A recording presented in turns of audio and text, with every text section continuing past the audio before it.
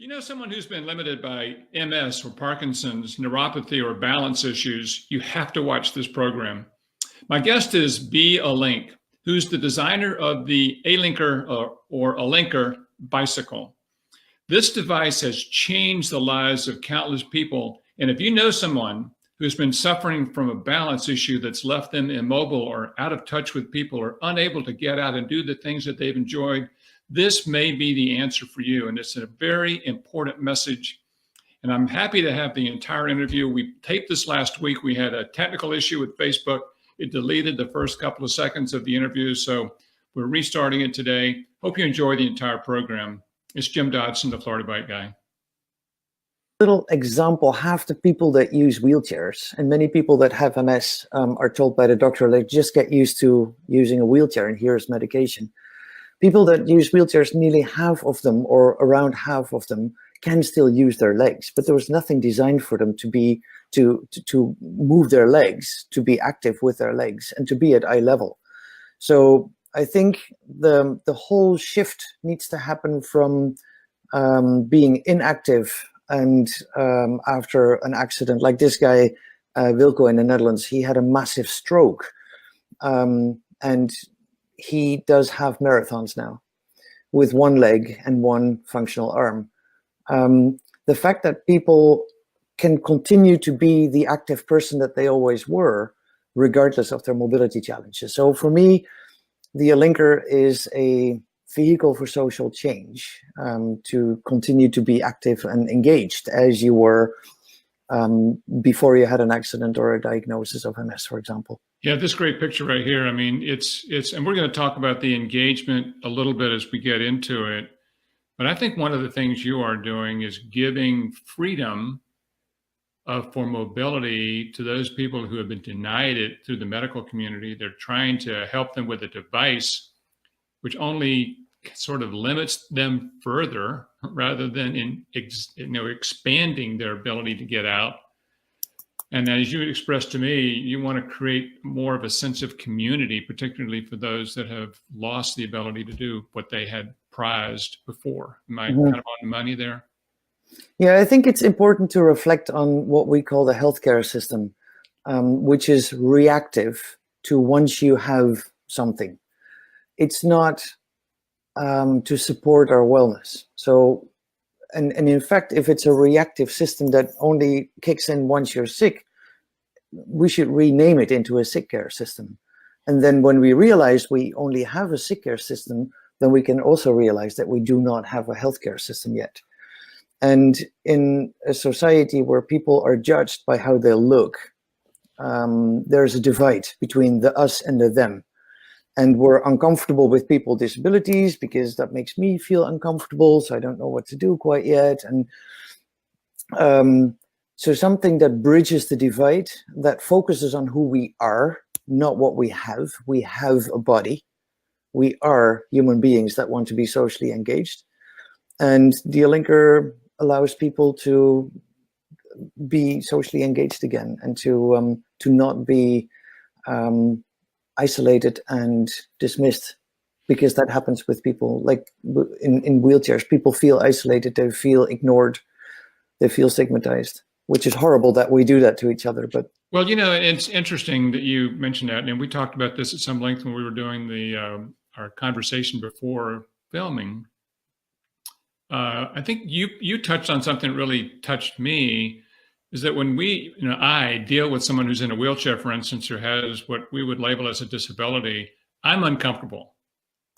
Yes. And I project my discomfort to them. And talk to me about a little bit about when someone has been an active life and they develop MS, for instance. Two things first. MS and Parkinson's and neuropathy all share a common bond in terms of what the Alinker will do for them. And describe kind of what that is. It focuses not on the disability, it focuses on who you are. Like like Joe, for example, this picture that you now see, he cannot walk. He's got over 20 years MS, and his wife doesn't like modern art, so he asked me to go to the modern art to MoMA in New York with him. And he We went there for 4 hours. I was exhausted, but he was not. He cannot walk.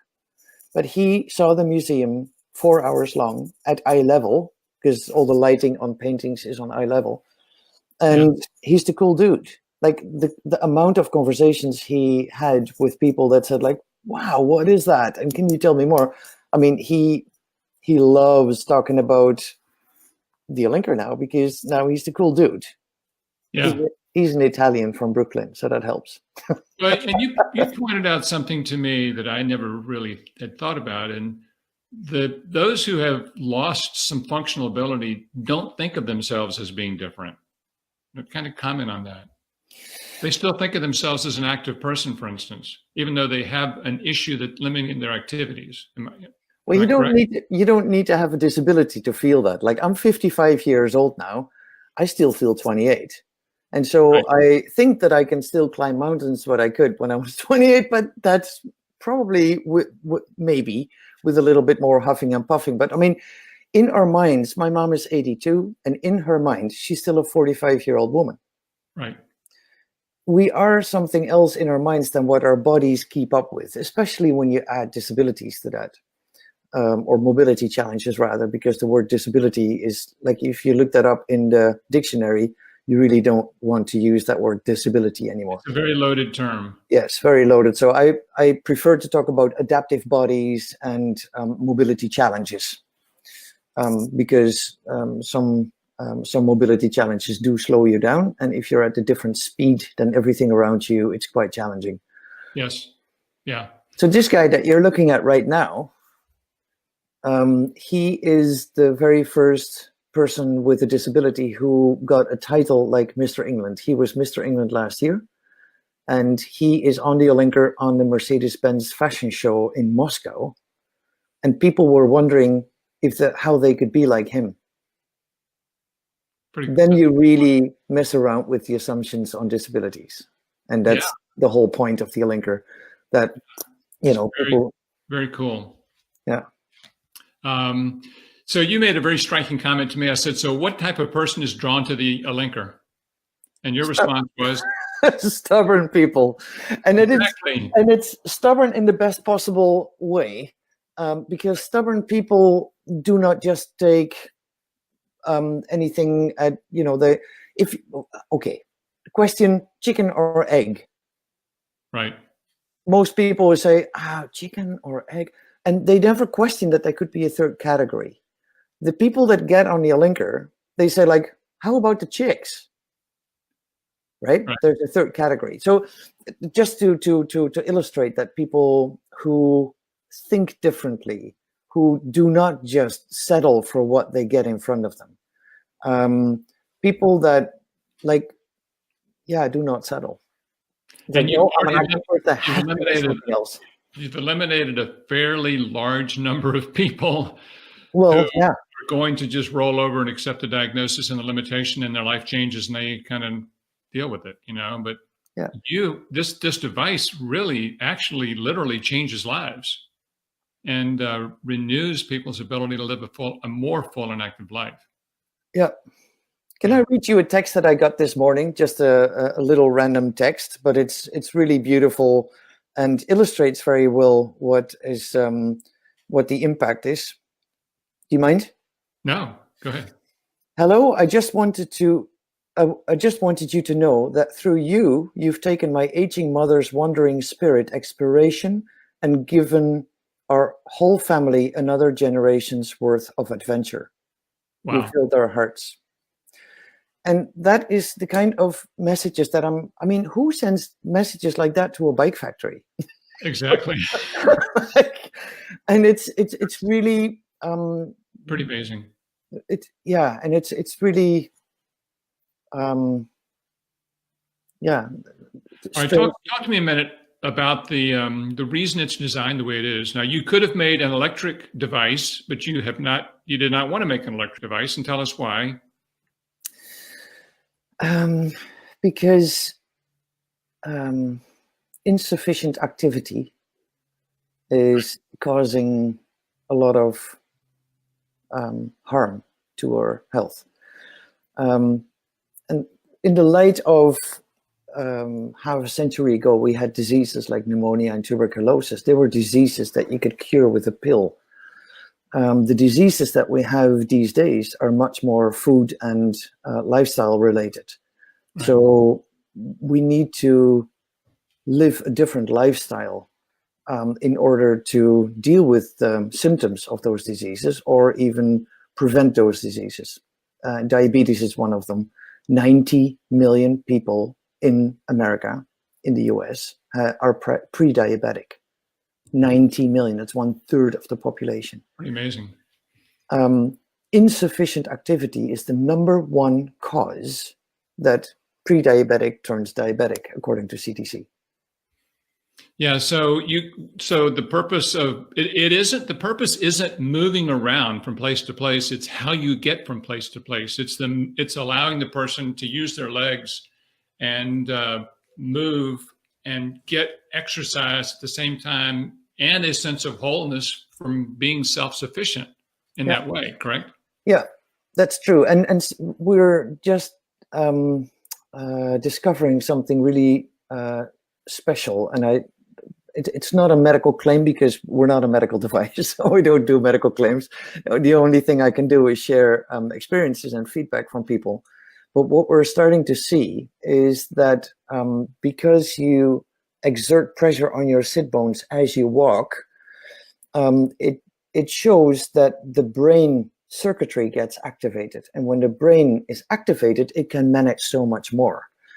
And that results in people with fibromyalgia not having a flare-up after an hour on the Alinker versus half an hour walking. They would have a flare-up. People with MS who can reduce their medication because apparently the rerouting of the neural pathways only can happen when you activate the brain. People with Parkinson's that have freeze of gait, on the Alinker, you don't see freeze of gait.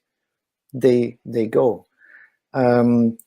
Young people, we've got a whole family with young people who are all on the spectrum of autism, have fetal alcohol syndrome, have ADD, ADHD, like they've got a whole series of stuff due to severe neglect and abuse in their very young lives.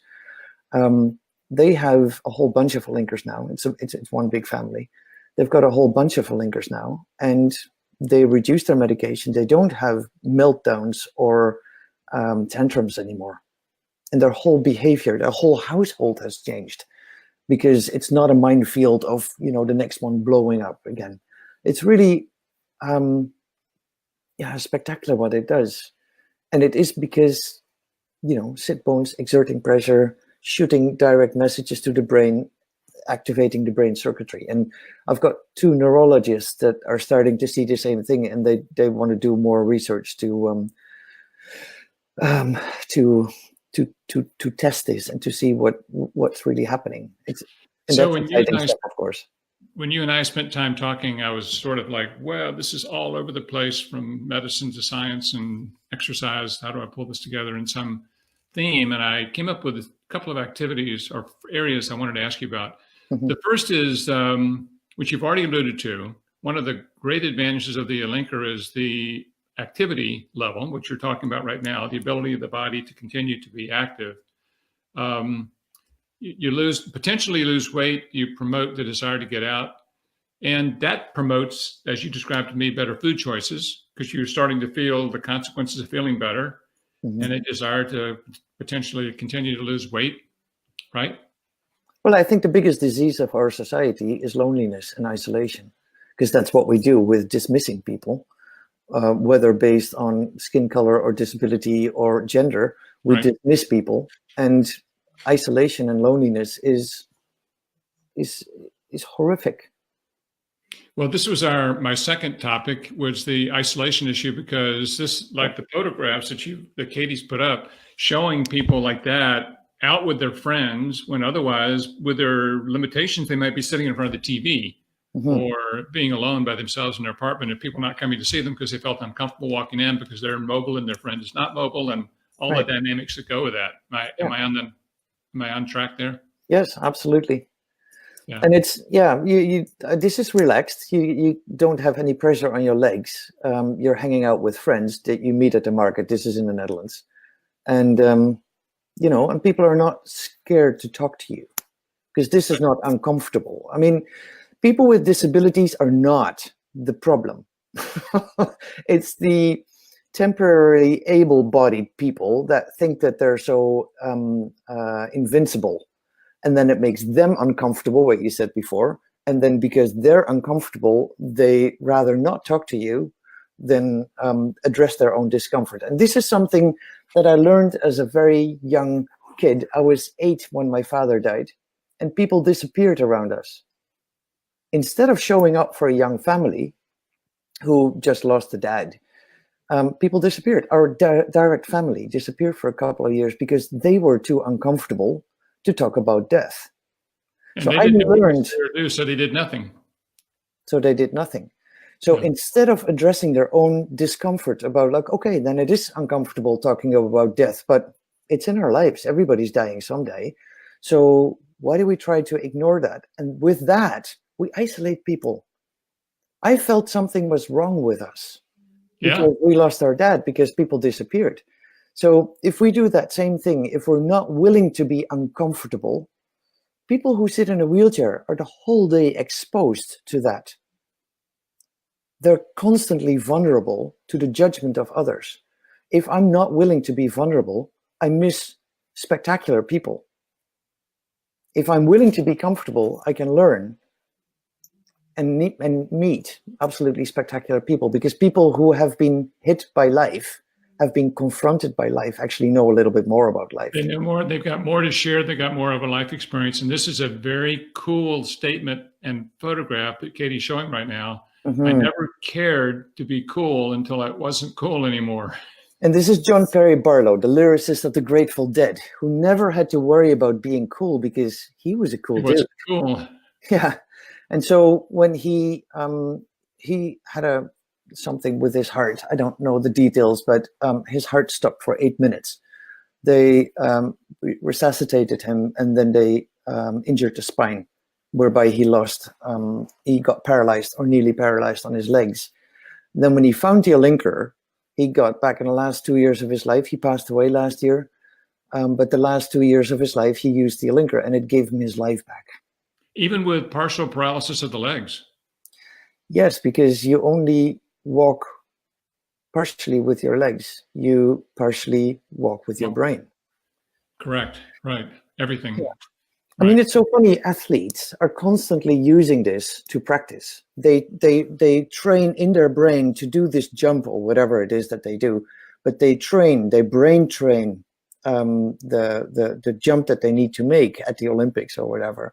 They use that because the more you do that with your brain, the more your body knows what to do. Exactly. Yeah. Why don't we use that? Right? Yeah.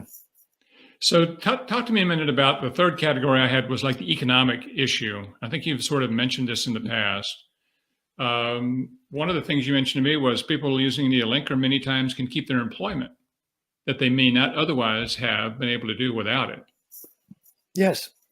One example is a woman who teaches science at the university, and she had her feet, the muscles in her feet were completely gone, and she couldn't walk anymore, or so painful, because she had to stand the whole day on concrete. And imagine how many people stand or walk the whole day on concrete in the Home Depots, in the Costco's, in the Walmarts. There's a lot of people that have, and it's a very hidden disability. Yeah. Mobility challenge, because it prevents you from being as active as you would like, right, with your full body weight on that. So she found the Alinker and is still teaching because she doesn't have the pressure on her feet. And she said, I have to be on the whiteboard the whole day and run around the class to science teachers. And she said, on top of that, I'm sitting on a piece of applied science trying to teach science. So it's pretty cool. Pretty cool. But she's one of the examples, and there's a few more people that still are in the job because of the Alinker. Well, I mean, she's a classic example of someone who's making significant income who probably would have lost their job if she couldn't continue to stand and move as that. Yeah. She then literally was at the brink of being on disability and having to quit her job because she couldn't do it. yeah. And in a wheelchair, she wouldn't be able to do it. And then you talked about people who began using the Alinker and they were able to cut down their medicine. So you have the savings, both to the, I guess, whoever is paying for it, whether it's you personally or the system is paying for it. We all pay for it. That can be pretty substantial. Yeah.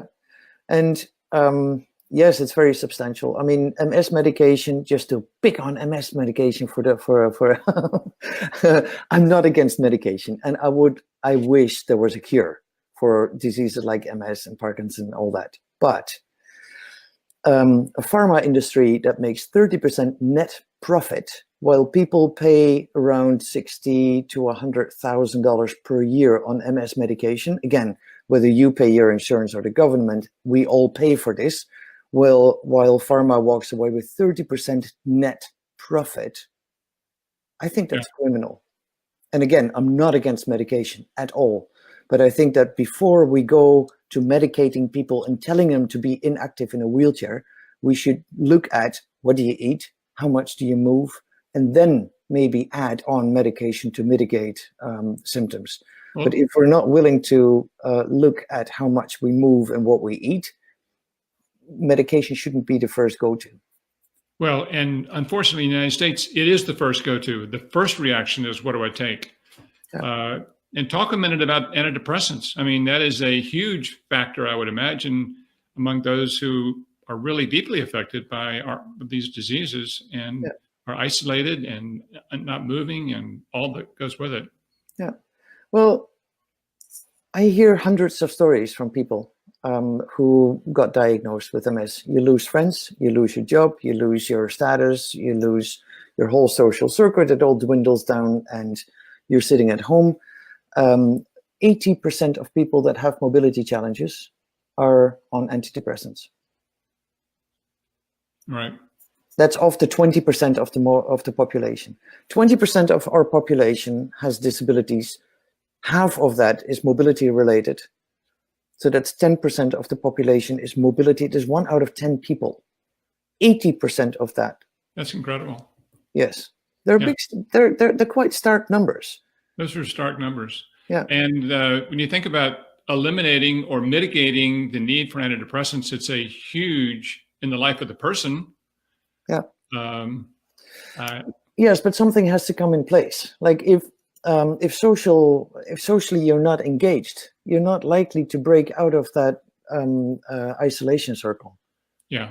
And I think how I see our society is that we very much are trained to focus on a problem to then try and fix it.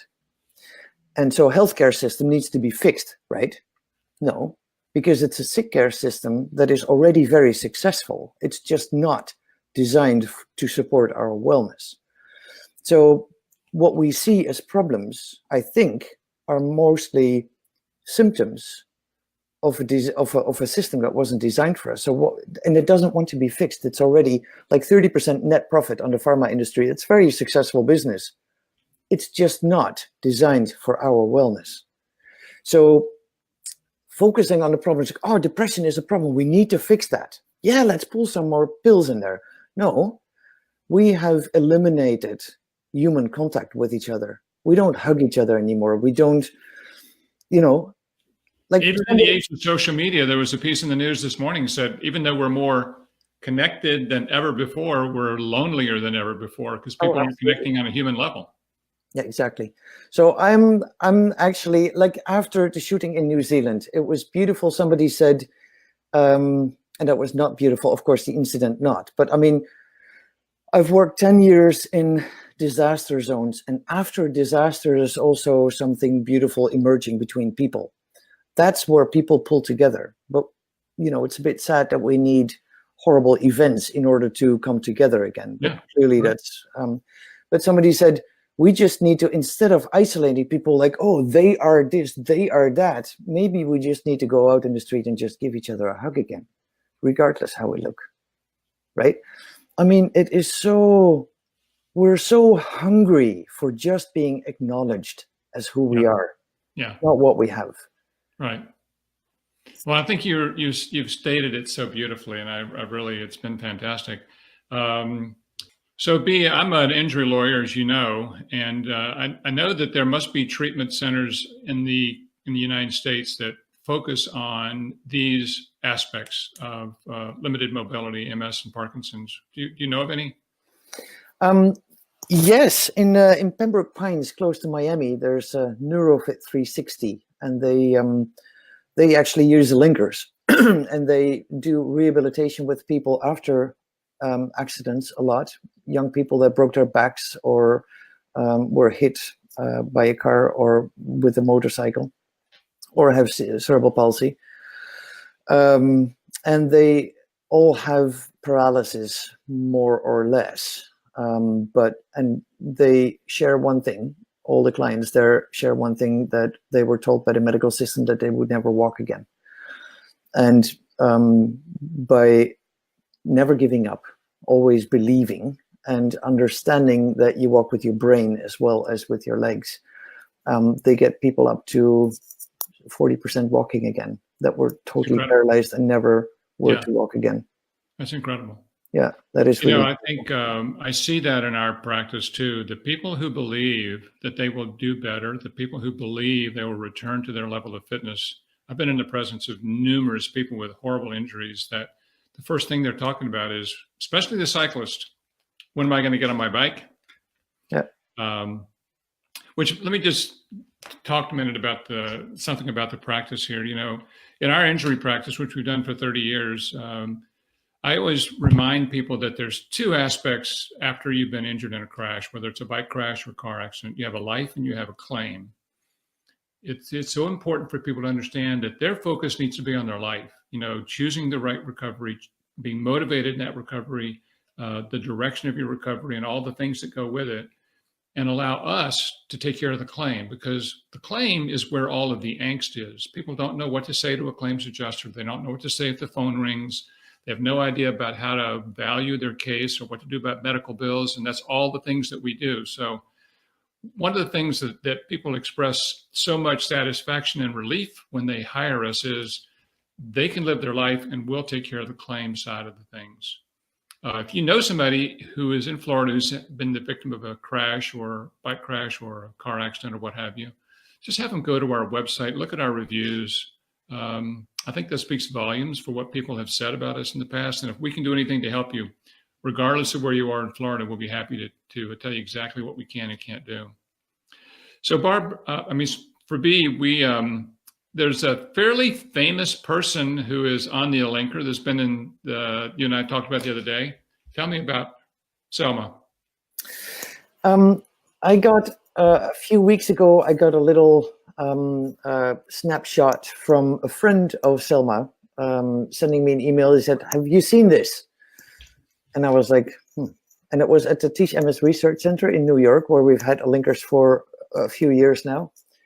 And it's a very prestigious MS center where they do the second level FDA approval of stem cell research with your own stem cells. So famous people go there because that's the center where there's any hope on stem cell stuff. And so Selma had apparently got on the Alinker there, and this friend of hers sent me that picture. I don't know many celebrities. I don't follow all this. So I was like, Selma Blair, I have to. So I looked it up and I was like, oh. So this is Selma Blair, the actress, right? This is Selma Blair, the actress. And then 2 weeks ago or 3 weeks ago now, she was on the red carpet with a customized cane and showed the world what it is, how this looks. And she has MS. She has MS, progressive MS. She's been very public about it. She's been very public about it. And what I love about Selma Blair is that people get uncomfortable when people show a disability or the consequences of a disease. And it's like she's constantly exposed to that. And she shows the world, it's like, this is how it is. And she's just real about it because it doesn't determine who she is. She's still that same person, even though her body doesn't work the same way as it used to be. But it doesn't determine who she is. And that I think is only showing, and I love that people in that position who do have the position to reach a lot of people use that. Have the willingness and the guts to stand out and do, not hide themselves. Yeah. So she was on the red carpet. Sorry, she was on the red carpet, and so I already sort of had it on the radar because this friend of hers sent me that little snippet, and then all of a sudden, she posted this picture on Instagram saying like, I can go at the speed of sound again, and I'm all in for this invention. And I was like, oh crap, stand by. And yes, social media exploded, and like, okay. So since that time, I'm in conversations with her people to see how we can do this better. Selma has a deep desire, as we do, to start a fund for people with MS to get, or not just MS, but start a fund for people to get access to Alinkers, because if you're at the receiving end of a sick care system that drives you into poverty, whether you're famous or not, it does drive you into poverty. Right. And then when you need it hardest, you can't afford a high quality custom bike that actually changes your life, but you can't access it. So and I'm saying we do that as well because we got a couple of years ago a grant from the Li Ka-shing Foundation to donate Alinkers to the people that can't afford them, and we donated them through partner organizations. So we're very aligned on what we try to do, bridging the gap between sick care system that drives you into poverty and a high quality thing that actually changes your life. So you've been able through that grant to distribute almost 700 Alinkers to people in various places around the world. Yeah, so far. So what does it cost? If someone wanted to buy one, where would they find it and what do they cost? We're only selling online, and they're $1,977 in the US. With a little note, if we sell this through the medical system, and you would get it back from Medicaid or something, it would be at least twice as much. That's how the medical system works. We don't want to try and comply with a system that is so broken.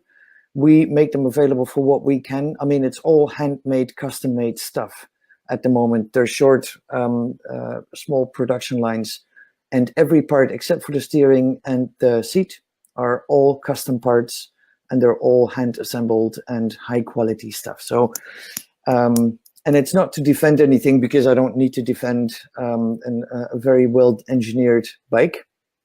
It is the trickling down cost of the loss of mobility that you need to take into consideration. It's not just a wheelchair of $2,000 versus an Alinker of $2,000. It is with a wheelchair, if you need, and I do want to say that too, if you need a wheelchair, perfect, fantastic. I'm very happy that there's good quality wheelchairs, better and better designs as well. I don't want to say anything negative about wheelchairs because they're brilliant things. Again, people that have the disability are not the problem. It's the invincible people that cause the problem. So nothing bad about wheelchairs, but if you can still use their legs and you have the desire to be active, then now there's something else. And the staying active, you don't need your legs to stay active, by the way. In a wheelchair, you can box and whatever and get a cardio and, you know, be active. So it's not that people in the wheelchairs per se need to be inactive, not true. But stretching your legs and being at eye level, having full circulation does have certain advantages, and it activates your brain, etc., etc. Remind me, did we talk about this gentleman who's in the photo here? I think we did before we started, but I don't think we have since we started talking. This is Wilco. Wilco had he's in the Netherlands. He had a massive stroke, and you can see his right leg is on the front because he can't move his right leg, and his right arm is curled up. So he's doing half marathons after strokes, after a massive stroke. And yeah, he's this active guy who used to be active and is still very active, and now he's using the Alinker to continue to do so. So I want to just close by, you live in Montreal, correct? Yes, I live in Montreal. You're from the Netherlands originally. Originally, 20 years ago I left, yes. I'd like to do a program sometime about cycling in the Netherlands. You talk to me about that a little bit. You talked to me a little bit about the Peterson bicycle, which I've done some work on. We'll do some writing about that. So we're doing a tagline there for people who want to contact you for the Alinker. Go to the alinker.com for information about it. And something that I want to add to that, Jim, because we understand there's a gap between a high quality thing and that people can't afford it. We do offer rent to own. Look for the conditions online. And on our website, I've created a way for people to do their own crowdfunding campaigns. Together, we can do so much more. And if people just go there and just some money here and there, then together we can make sure that those people get their Alinkers. The crowdfunding campaign is designed in such a way that people do not handle the money. Because if you're on disabilities or on welfare, you're not allowed to raise money. So the campaign, it's in Canadian dollars, so don't think that there's too much there. But we have to do it in Canadian dollars because it's linked to the back end here in Canada. But so people can put their campaign, the moment it's fulfilled, we ship the Alinker. They don't need to deal with the money. Awesome. Yeah. Awesome. Well, you've been a great guest, and I think the subject is fascinating. You've been very eye-opening for me and very convicting, quite frankly, about my own awareness of this. And I want to wish you the very best. You're doing a great service to very, very, very many people, and want to get this message to as many as we can through the various places that people are coming for information on mobility issues. Well, thank you for having me. It's been a pleasure talking to you. And B, thank you so much. Good luck, and we'll look for more Alinkers to show up and helping people every day. All right. Absolutely. Thank you so much. Bye. Bye.